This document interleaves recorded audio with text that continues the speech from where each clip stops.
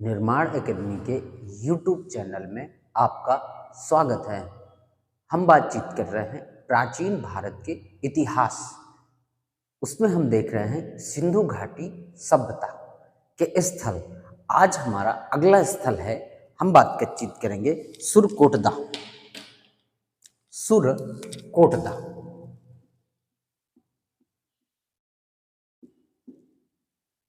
सुरकोटदा।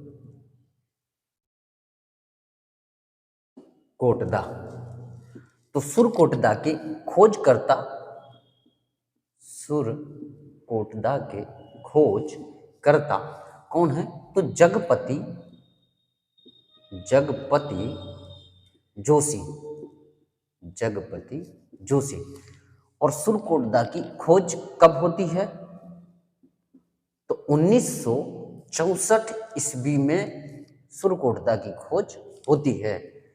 और ये स्थान मिलता कहाँ है, प्राप्त कहाँ से होता है? तो स्थान कहाँ से मिलता है? तो वर्तमान के गुजरात प्रांत से हमें देखने को मिलता है।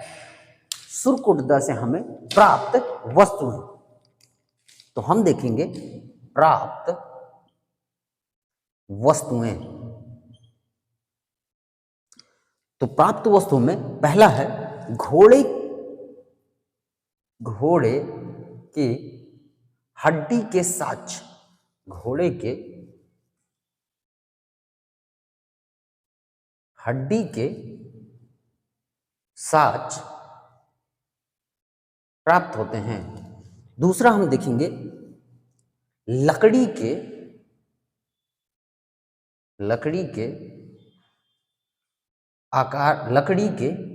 बड़े आकार की कब्रें। लकड़ी के बड़े आकार की कब्रें प्राप्त होती हैं। लकड़ी के बड़े आकार की कब्रें प्राप्त होती हैं। आगे हम देखेंगे क्या हमें मिलता है, और हम देखेंगे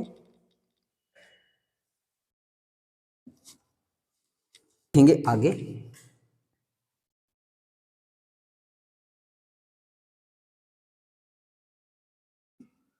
प्राप्त वस्तुओं में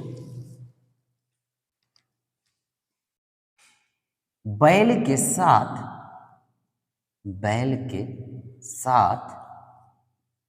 पहिएदार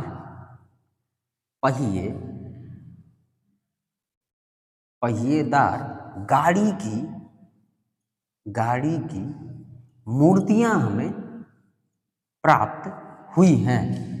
बैल के साथ पहिएदार गाड़ी की मूर्तियां प्राप्त हुई हैं। अगला हमें क्या प्राप्त हुआ है? तो अस्थि कला समाधान की प्राप्ति हुई है। और अगला क्या प्राप्त होता है? पत्थर के द्वारा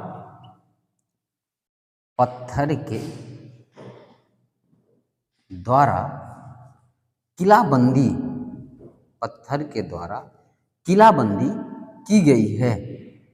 पत्थर के द्वारा किलाबंदी की गई है। हमें इसके साथ सुरकोटदा से प्राप्त होते हैं।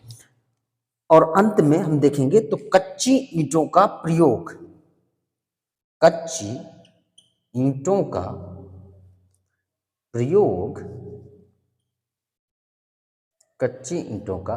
प्रयोग किया गया है। सुरकोटदा स्थल से किया गया है। तो हमने देखा कि सुरकोटदा स्थल की खोज जगपति जोशी 1964 ईस्वी में करते हैं। और ये स्थल हमें कहाँ से प्राप्त होता है? तो गुजरात से।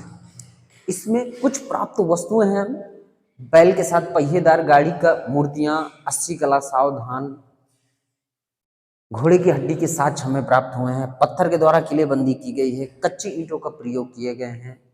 लकड़ी के बड़े आकार की हमें कब्रें प्राप्त हुई हैं। अगला स्थल हम देखेंगे, यह स्थल है आपका रोपण। तो रोपण के खोजकर्ता कौन थे? रोपण के खोजकर्ता यज्ञदत्त यज्ञदत्त शर्मा। और इसकी खोज कब होती है? इसकी खोज होती है 1953 से लेके 1956 तक इसकी खोज होती है। और ये स्थान हमें मिलता कहाँ है? ये स्थल हमें मिलता है वर्तमान के पंजाब क्षेत्र में, वर्तमान में पंजाब क्षेत्र में। यहां से हमें क्या वस्तुएं प्राप्त होती हैं?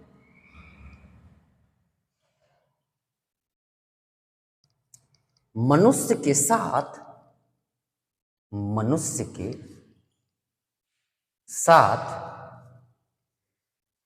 कुत्ते को, मनुष्य के साथ कुत्ते को दफनाने का साज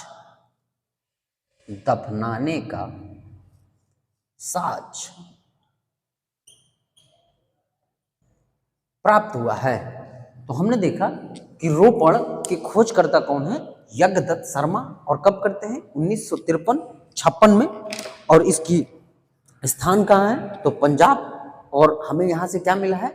तो मनुष्य के साथ कुत्ते को दफनाने का साक्ष्य हमें यहाँ से प्राप्त होता है। अगला स्थल देखेंगे। अगला स्थल है आपका रंगपुर।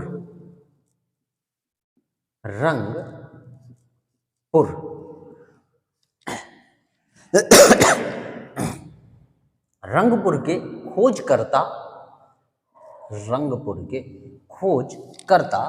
R.S. बिष्ट महोदय थे। कब की थी इन्होंने खोज? तो 1933 ईस्वी में इसकी खोज की गई थी। और रंगपुर हमें कहां देखने को मिलता है? तो हमें मिलता है गुजरात के काठियावाड़ स्थान। हम स्थान देखेंगे तो स्थान मिलेगा हमें गुजरात के काठियावाड़ा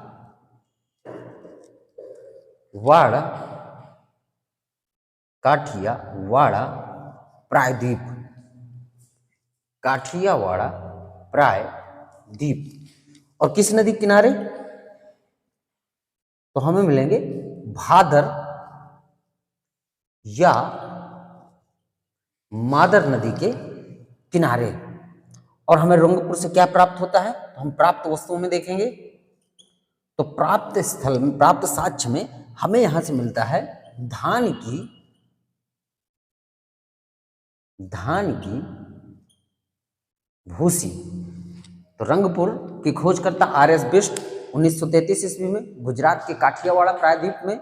और ये नदी है भादर या मादर नदी। और क्या प्राप्त होता है? तो धान की भूसी। अगला स्थल देखेंगे। अगला स्थल है आपका राखीगढ़ी।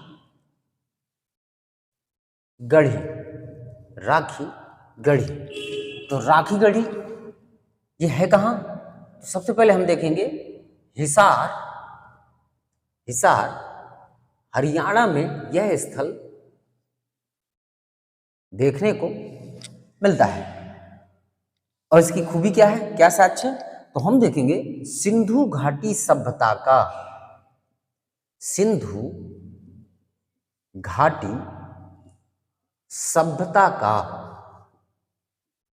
सबसे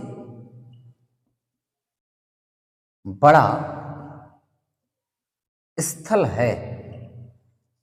अभी तक के ज्ञात स्थलों में सिंधु घाटी सभ्यता का सबसे बड़ा स्थल है राखीगढ़ी। आगे देखेंगे। अगला स्थल है आपका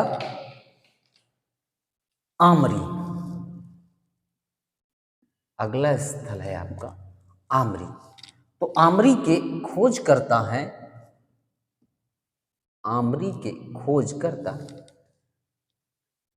M.G.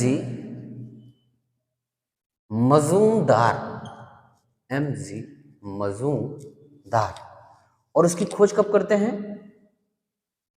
तो 1929 ईस्वी में इसकी खोज की जाती है। ये स्थान हमें कहाँ मिलता है? स्थल तो हम देखेंगे ये मिलता है हमें सिंध पाकिस्तान, सिंध, पाकिस्तान क्षेत्र में हमें यह स्थल देखने को मिलता है। किस नदी के किनारे? तो हम देखेंगे सिंधु नदी के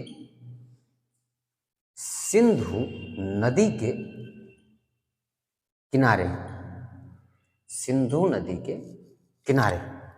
और यहां से हमें क्या प्राप्त होता है? तो आमरी से हमें प्राप्त होता है नील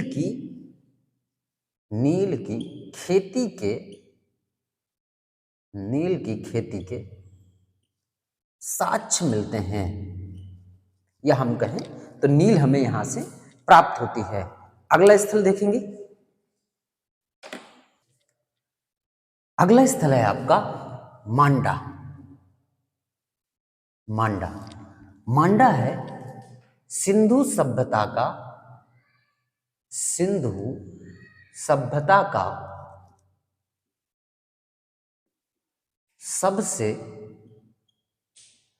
उत्तरी बिंदु,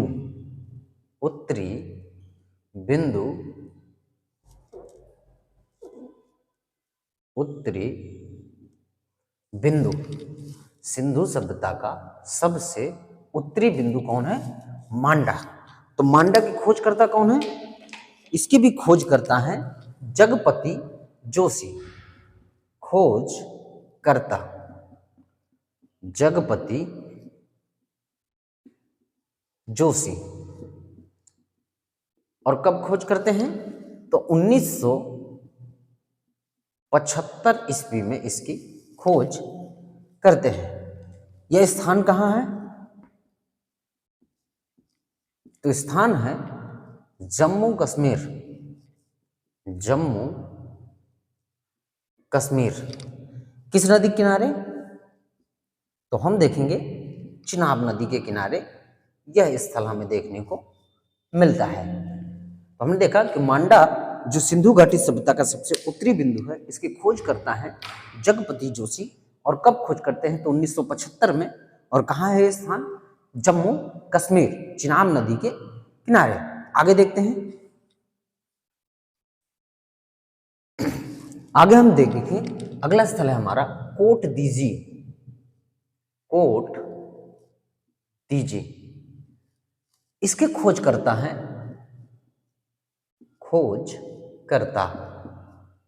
फजल खां एवं ध्रुवे। और इसकी खोज कब होती है?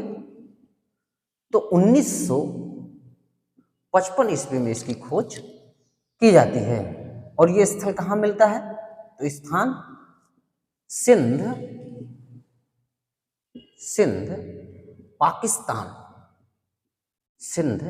पाकिस्तान में यह स्थल हमें देखने को मिलता है। किस नदी के किनारे?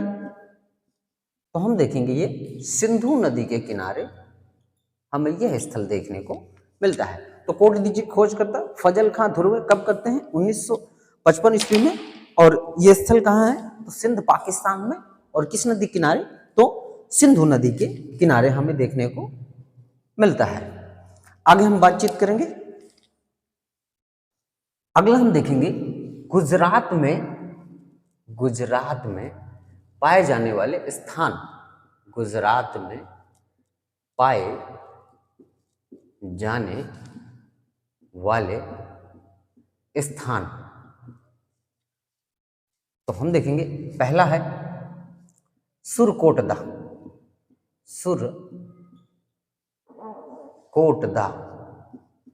दूसरा है लोथल।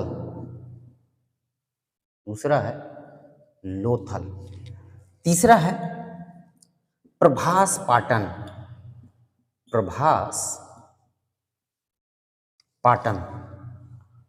अगला है धौलावीरा।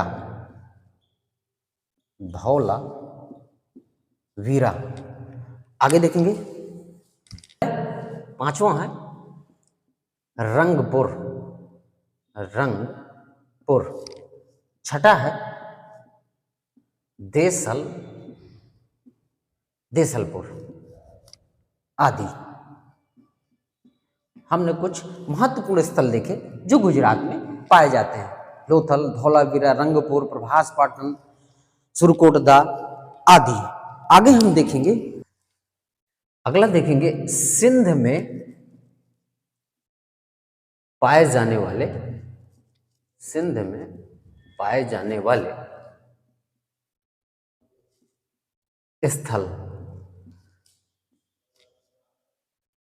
पहला है कोट दीजी, दूसरा है चहूदड़ो, चहूदड़ो,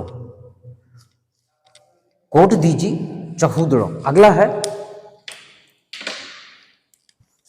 मोहनजोदड़ो, मोहनजोदड़ो।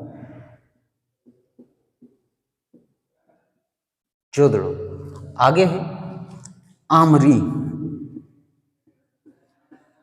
अगला है अली मुराद, अली मुराद आदि। तो हमने देखा सिंध में पाए जाने वाले स्थल जो कोटदीजी, आमरी, चहूदड़ो, मोहनजोदड़ो, अली मुराद, आमरी। तो आज हमने सिंधु घाटी सभ्यता के स्थलों के बारे में चर्चा कर ली, जो पूरी तरह से लगभग हमने खत्म कर लिया है। आगे हम सिंधु घाटी सभ्यता के सामाजिक जीवन के